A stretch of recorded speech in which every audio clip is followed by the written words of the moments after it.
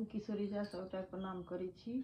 एकटा परिछन लऽ कऽ एलहुँ हँ। एखन बियाह दानके टाइम अछि, तऽ सुनू अहाँ सब, उम्मीद करै छी सबटाके नीक लागत। अगर नीक लागत तऽ अपन आशीर्वाद जरूर देब।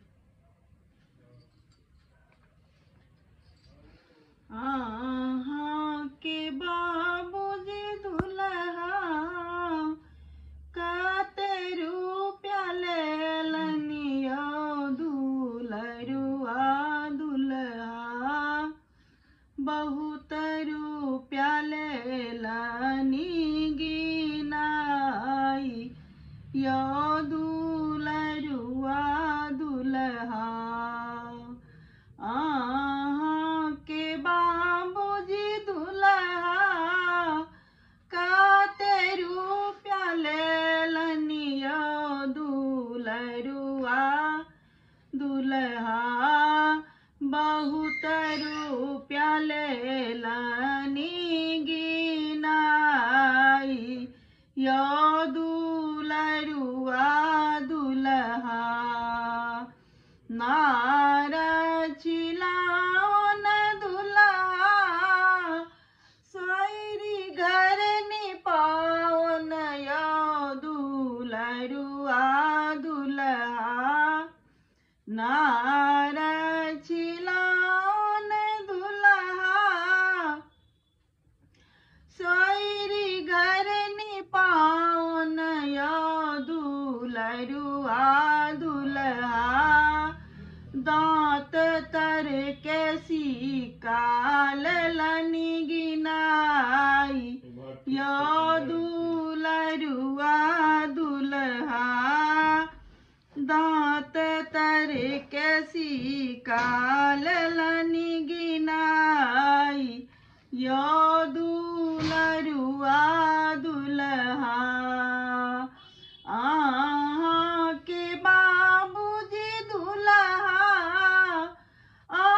के मुँह न तकलनि यौ दुलरुआ दुल्हा। के बाबूजी दुल्हा के मुँह न तकलनि यौ दुलरुआ दुल्हा। सन के बेटा देलनि बेच यौ दुलरुआ दुल्हा। सन के बेटा देलनि बेच यौ दुलरुआ दुल्हा। कनिया के बाबूजी दुल्हा बड़ छथि हिम्मतिया यौ दुलरुआ दुल्हा। सन जमैया लेलनि कीन यौ दुलरुआ दुल्हा। कनिया के बाबूजी दुल्हा बड़ छथि हिम्मतिया यौ दुलरुआ दुल्हा। सन जमैया लेलनि कीन यौ दुलरुआ दुल्हा।